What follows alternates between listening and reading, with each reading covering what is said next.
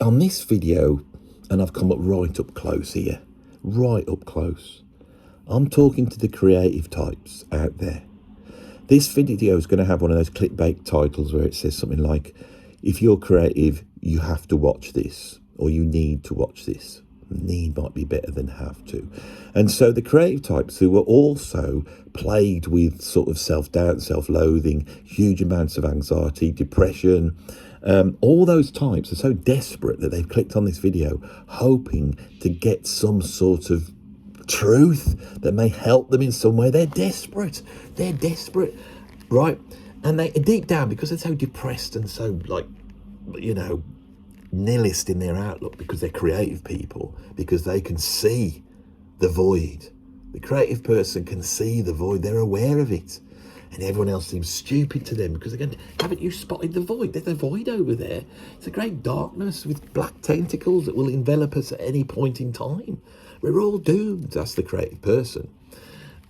They've come here in a slight hope that I'm going to tell them something that will be useful, but deep down they know I'm not. They know it's just I'm just a snake oil salesman properly. I'm just here to get the views, and I'm all right because I'm getting the views of my video, because I'm leeching off the creative people's want for this to have some worth. But I promise you, creative people, this will have some worth, and I am not going to store, and I'm not going to have one tiny bit of crappy information and stick it at the end of the video and take 20 minutes to get there. I'm going to start right now, and I've given you warnings. We're coming up to 2 minutes in. Are you ready? I'm going to tell you right now, as fast as I can. I'm going to cram as much information in, and I'm going to blow your mind. And if I do blow your mind, put it in the comments below, because then people will go, oh my God, this bloke has blown it. Anyway, I'm just padding now. Let's get straight into it.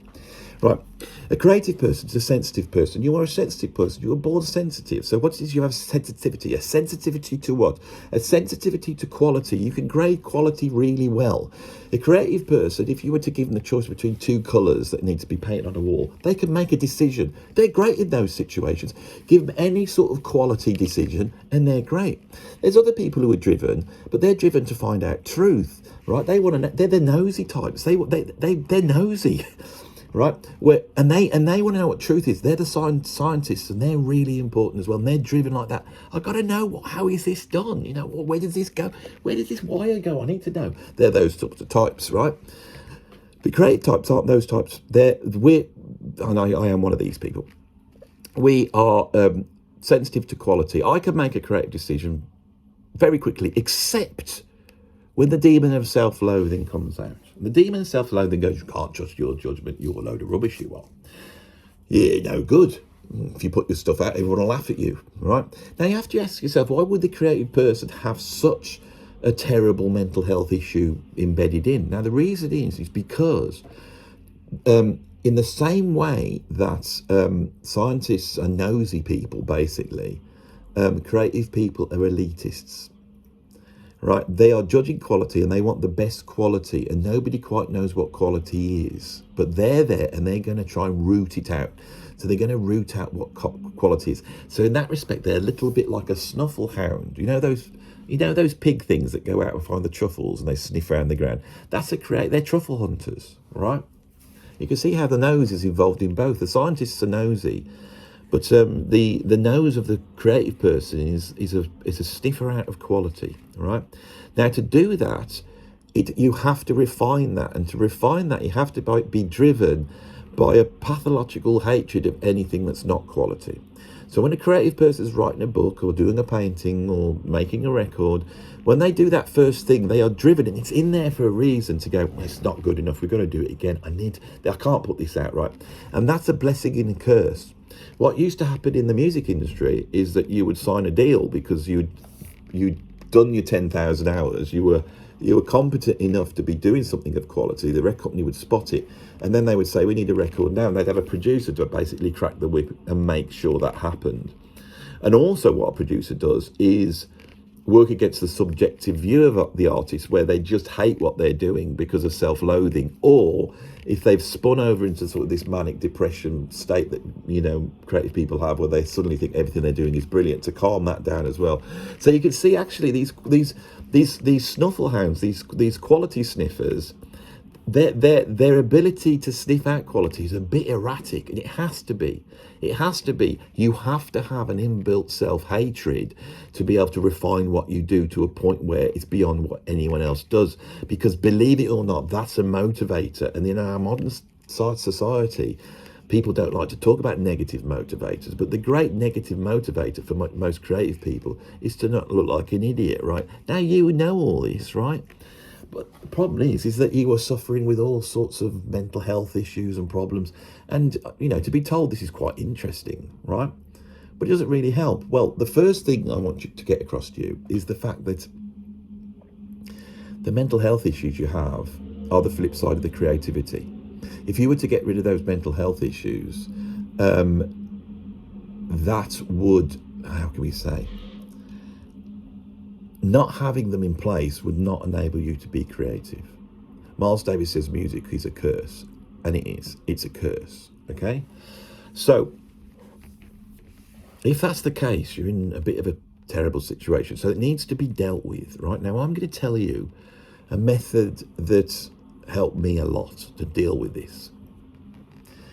I've recently done a video about Rick Beato, and I've talked about his sort of approach to analysing these Spotify top 10s. I've explored his wisdom that enables him to do that. He's amassed over a whole lifetime, but also the prejudice he has of being a man of a certain age, which I have the same ones, right?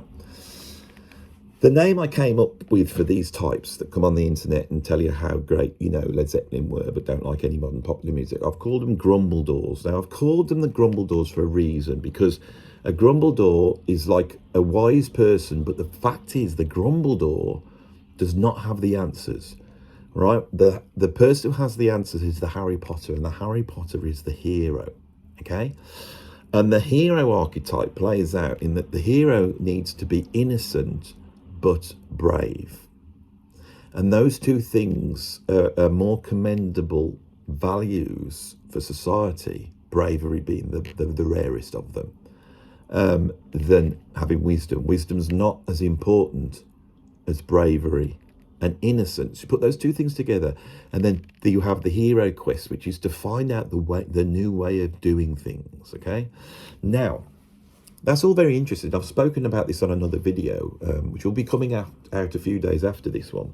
You can check that out, how I get to there.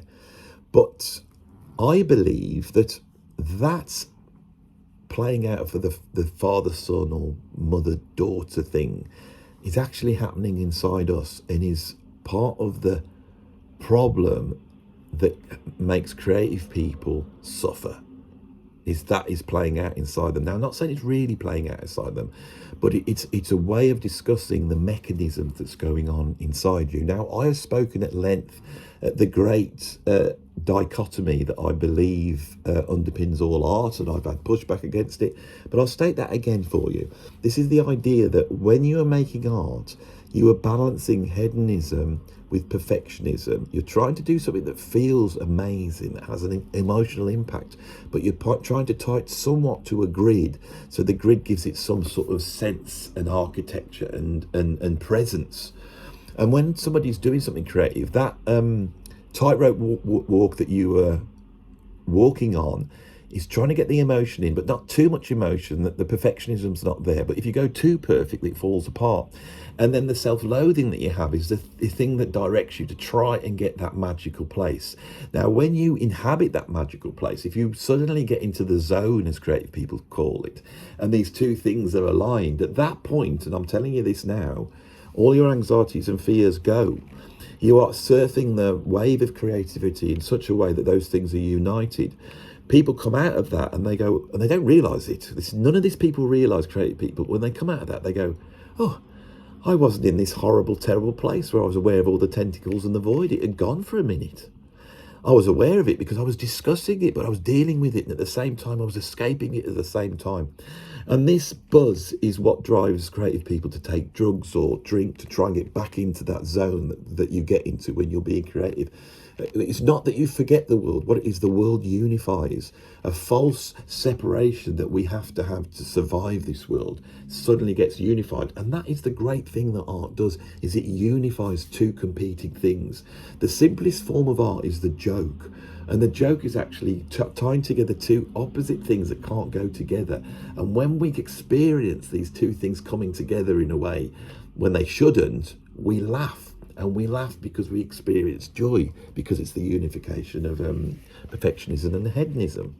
That's what's going on. Now, that way of seeing the world is actually playing out inside all of us. And this is one thing I've never said on the channel. Now, I'm going to give you a way of dealing with it, which I think comes from great arts. It comes from the idea of the hero journey. And that's inside of you. You have two competing aspects. You have the parent and the child, right? And those two things are happening at once. So imagine inside you, you've got a conversation between you as a child and you as a parent, right? But there's a third aspect, and this aspect is when these are unified, when those two things are unified, fear disappears, right? And at that point, you become what is called an adult. And being an adult is very, very difficult. And once you become aware of the aspects in your being that stop you becoming an adult, you become aware of the things that are frightening you or making you very depressed. Now, this is a well-known psychological approach, and I'm going to tell you the name of it so you can have a look it up, because I haven't invented this. This is something that I found out, in my explorations of art and aesthetics and all that type of thing. And it's a thing called transactional analysis. And the transactional analysis is where you explore the transactions between the parent and the child. So I've suffered with terrible anxiety all my life, and I'm going to give you an example of a place where I don't have anxiety and where I do. So let's start where I don't. When I was very young, I became a teacher. And although I was filled with, like most teachers, with self-doubt and all sorts of, self-loathing, when I walked into that classroom, I looked at all these kids in front of me, and I was very empathetic to the fact that they wanted some answers. And I wanted to provide them with those answers, even though I wasn't the right person to do it, because I was filled with exactly the same self-doubt as them. But I was a little bit along the journey. I'd got a little bit of an idea what their self-doubt is. And so I tried to help them despite myself. And as I'd sit in front of that class and talk to the kids and start to get somewhere, I went from being the child who was frightened to the parent in the room. I became the parent of these kids. Teachers are a type of parent. And once I was in that zone, all my anxieties went, right? Now, I had to have that pointed out to me, right? Exactly the same thing when you get on stage. When you get on stage, you can either go, I can't deal with this, all the audience are out there, they're all looking at me and judging me, or you go, I own this. I own this. I'm the one on the stage. And in that case, the only way you can deal with the gig is to become the parent and go, I'm in charge here. You're the little kids. It's like it's a classroom. Come on, kids, calm down. I'm here. I'm about to give you the truth, right? And so everybody, whoever they are, however bad and anxious they are, there will be at least some moment where they can become the parent. And for creative people, as you get older, that parental role is to pass on your knowledge, not of chords and bloody modes and all that, but a knowledge of how creativity works, and to tell people, which is exactly why I'm here doing this. This is, it underpins my video now, right? So here's the example of me being a child even to this day. A few years ago, I developed a really awful fear that would end up with me feeling sick, having diarrhea. And it was occurring when I was driving on my own. So I'd get in the car, I'd drive somewhere, I'd get about 20, 30 miles from home. I'm driving along and I'm on my own. If someone in the car I did have it a little bit, but not so bad. But if I was on my own, I suddenly had this dread fear that the car would break down and I would be stranded on my own. Now, this idea of being stranded on your own, right, I think in a lot of cases is the root causes of people's anxiety. Of course, anxiety is there in us. It's a positive thing that stops us from doing things that will kill us. So the ultimate fear is death. And death is the great black void that we are terrified of. When you're a child, you're terrified of the great black void, right? But as a child, you don't have agency. When you're first born, your parents have to look after you every minute of the day. Absolutely every. You can't feed yourself, you can't do this. And as you grow up, you start to acquire things that give you agency, and agency will actually help you. All right, I've got to plug this phone in, so I'm going to hold this on the back here. That's good, right? I'll have to hold this up. Agency. Oh, I've got one of these magnetic chargers and it won't stick on. I think we're okay now. If it suddenly goes off, I'll have to edit it together because I'm on. It's as though it's slipping off.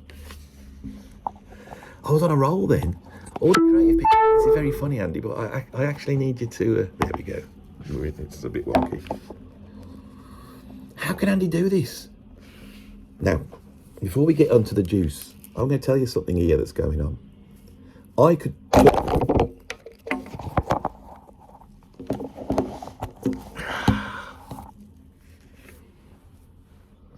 This is rubbish, isn't it? You're sat there thinking, this is rubbish. I could talk into this camera and then I could transcribe what I've just said. And then I could go through it all. I could get all the grammar right. I could get all the points where a bit fuzzy or I was actually wrong and change those. I could write out the plan and I could do this again and it would be more perfect. And the thing like there where the camera dropped off, you know, I could edit those bits out if anything happens like that. So it's all smooth and perfect. And that's what everybody does when they come on YouTube. I don't. Okay? I don't, because I want the balance of the reality of things going wrong, the reality of who I am. I don't want to con people into pretending I'm this perfect person that comes on here and just talks perfectly, because I'm not. And the whole point of this video won't come across if you realise that we are all damaged. But it does not mean we can't do good. It does not mean we can't be creative. So let's get back into my fear. I'm out there, I'm driving my car, get terrified the car's going to break down. If it breaks down, I'm no good at fixing cars. So someone else has to do this. Now, that's fine. I've got these breakdown things, but I don't like it. It makes me frightened. Now, the reason is because I lose my agency. I lose control of the situation. And I believe if I lose control of the situation, I am going to get sucked down. The tentacles will envelope me. So it starts off, I'm just stuck on the side of the road, broken down. A few hours later, I will be dead. Ripped apart by the black tentacles of the void. That's what I think is going to happen. And I react accordingly. Where's that coming from? Now, what this is coming from is, imagine that you have creative people and they're born creative. They're the snuffle quality sniffers and they're sensitive, all right? They're very sensitive people. They're very sensitive to what's around them. They can experience real joy, but also real terror. Somebody once said to me, they said, I know you suffer with terrible anxiety, but you can also appreciate a sunset probably more than just a normal person. I thought that's probably true. And I hope that resonates with some of you. So if you're a sensitive person, you're born into the world, right? This is the key bit to the video. When you grow up, something traumatic will happen to you when you're young. If you're a resilient person and you're not like one of these people who's very sensitive to quality, at 3 or 4, that might just pass over you. But if you're put in a traumatic situation as a child and you're very sensitive, you will be aware that the black tentacles of the void of death could envelope you at any point in time. Right? Not everybody has this. This is why some people could grow up in concentration camps and be relatively okay, whereas there are other people have much less stuff happen to them when they're young, but they still find it traumatizing. And then people turn around and say, oh, you know, can't you get over it? You know, blah, blah, blah. They don't understand it because they're not as sensitive to it. So if something happens when you're young, that thing that happened to you that is creating this dread fear is a situation that at the time was real. So if a child was dropped on the side of a motorway at 3 years old, they probably will die. If a child loses their way inside a city in the middle of the night, they probably will die. You know, if a child gets trapped in a house on their own at 3 years old and there's no one to feed them, and they probably will die. And the child knows that. And when that situation comes along, right, it traumatizes you. I've got a friend that, and I hope she doesn't mind me telling this story, but you won't know who she is. It's a very interesting story. She had a very similar anxiety to me, couldn't go out the house feeling ill. Right, then what that was rooted on was when she was very young, her mom fell down the stairs, broke her pelvis. She was about 2 or 3 years old. Her mom was on the floor in agony, couldn't walk, and she did not know what to do to sort the situation out. Now, I think she did sort the situation out at 2 or 3, but the point is she experienced a fear that was absolutely real. Absolutely real. And that fear is imprinted on the kid. And in the development of your skills that give you agency, in that area, that trauma stops those skills from developing. Okay? So you go up through life, and when it comes to that situation, you really can't deal with it. Last year, my daughter, who's never been frightened of the dentist, she goes to the dentist, and they didn't do the anaesthetic in her tooth, and they tried to pull her tooth out, and it really hurt her. And she thought this is what you were supposed to do. So she thought she'd be a failure, so she fought the pain. And in the end, they couldn't pull it out. She came out, and she was crying her eyes out about it. Last night we went again, and she thought she was just having a checkup. They said, we need to pull this tooth. And I could see she got the trauma of that. She wasn't able to deal with it anymore because of the trauma. And I was saying, no, they'll do the injection right this side and this time, and the dentist really did. And then she experienced it with no pain, and she's come out and gone, oh yeah, it's not as bad as I thought, right? That's how trauma works. It's totally understandable. Your depression and anxiety is based in trauma, right? So what happens is you now go into your adult life where you do have agency. You are an adult, right? You go into your real life. Something comes along which you can deal with, but it seems very similar to the situation that you couldn't deal with it when you're 2 or 3 years old. And the child in you goes to the parent in you and goes, Andy, don't like this. We're out in the car on our own, just driving along. What happens if the car breaks down? And then me, the parent, goes, don't worry about the car's not going to break down. Don't be so silly. We've got to get to where we go. We've got to do this. I don't like it though. What if we get like stuck down by the side of the road? You don't know how to repair a car. What are you going to do? Ring them up. What if your phone doesn't work and you can't get anybody out? We'll be trapped here forever. We can't walk home. How are we going to get home? Oh, don't worry about it. Somebody would find out. Yeah, but they wouldn't know where they are, would they? They wouldn't know where we are. And then all this stuff that you've got at home that you got to look after, all the family and stuff, that would all start to fall apart. The whole thing would start falling apart. You wouldn't be able to get back. What would you do? Sleep here? What if you got too cold? What if you got freezing cold? I actually had an experience where I was driving home from a gig and I had the window smashed out before I got in the car by this bloke who was trying to break in. I tried to drive home. There was a blizzard and my car started to fill up with snow, and I was just trying to drive home, thinking if I'm going to freeze to death and die. It was really terrifying. And I think that's sort of gone into it. But that I could have dealt with if it wasn't. I do have a very strong traumatic thing, which I've spoken about on the channel before. The point is here is when you're in that situation, you have inside you, you've got that child is inside you and they're pulling at your trouser leg saying, I don't like this. And when you say, and this is where the anxiety and all the depression, all this is where it comes from, you go, you need to shut up and be quiet. And at that point, the child in you just throws the toys out the pram. Okay, then, I can make this stop.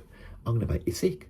I'm going to make you have diarrhea. I'm going to make your breathing go funny. I'm going to make you shake. I'm going to make you not be able to get through this situation. You're going to have to turn around and lie to people and say you've got an illness or something like that. We're going to have to do that. Remember when we were kids and we got frightened, we just say to our mum, I'm not very well, cannot go to school. So we're just going to do that, and you're going to have to turn around and say, oh, I can't do this. Ring them up, turn the car around, ring them up, say you're not going. And that inside, that's so strong.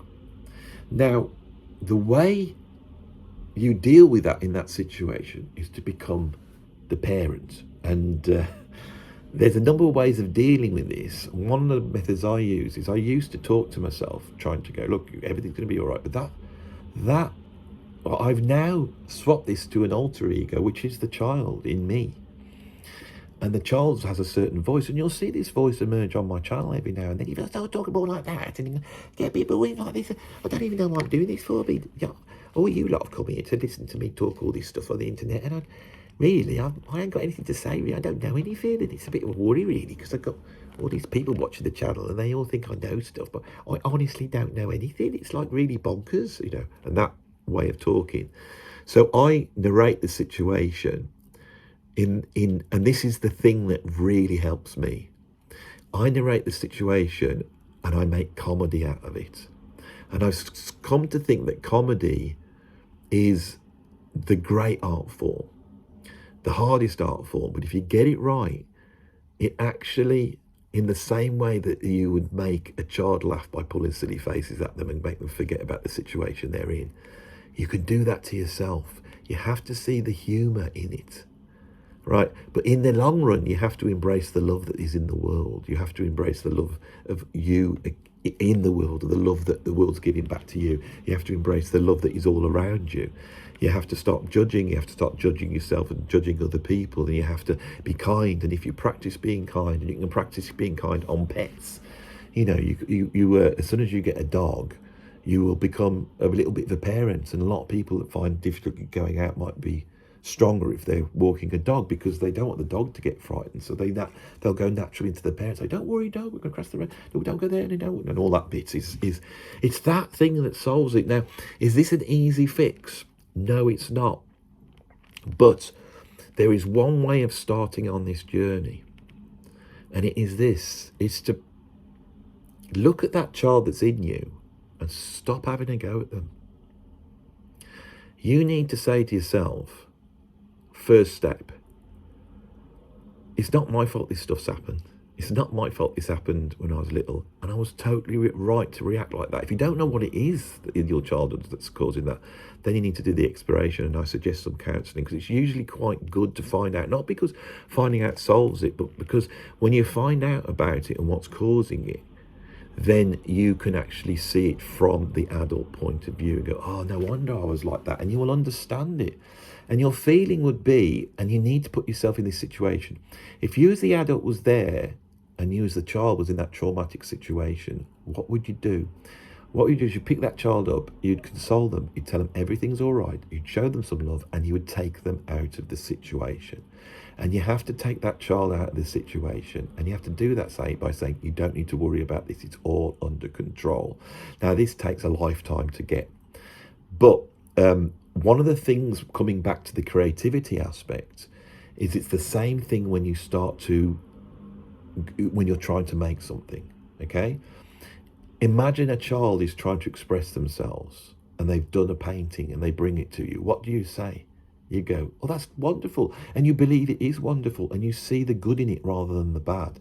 And so this process of basically can be put very simply in the idea of loving yourself, right? Now, everyone says this all the time, but I hope I've described it in detail, right?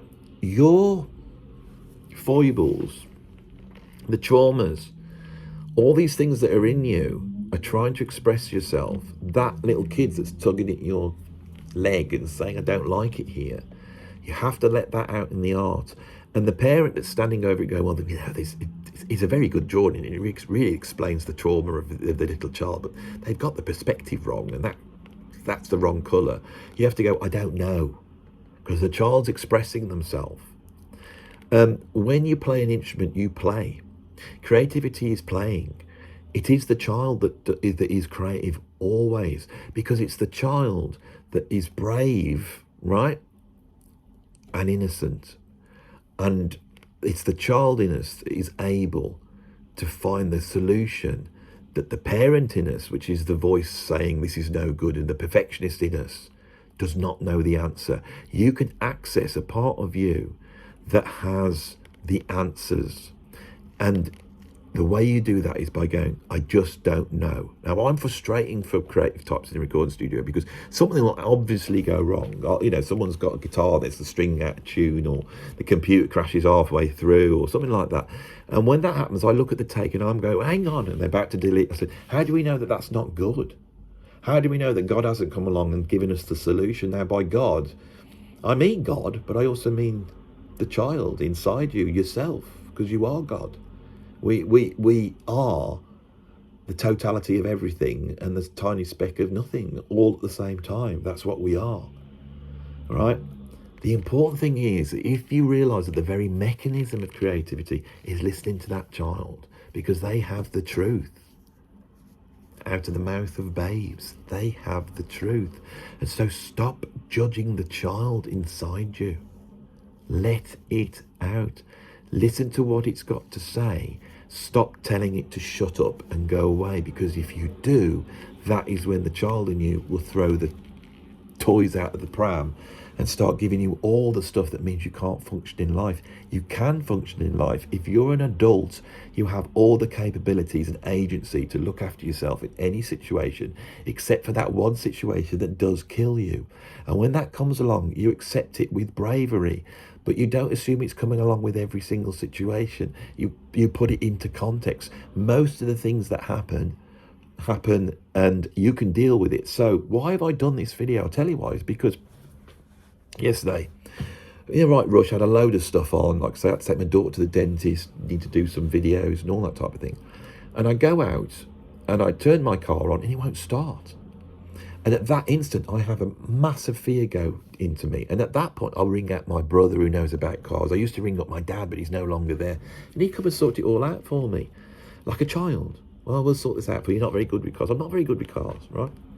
And so that happened. And I went, hang on, you're the grown-up here. Nothing's going to happen to you. You're not going to die. Yeah, you could let people down. You're not going to be able to. That doesn't matter. Doesn't matter. It's not your fault. Your battery's flat.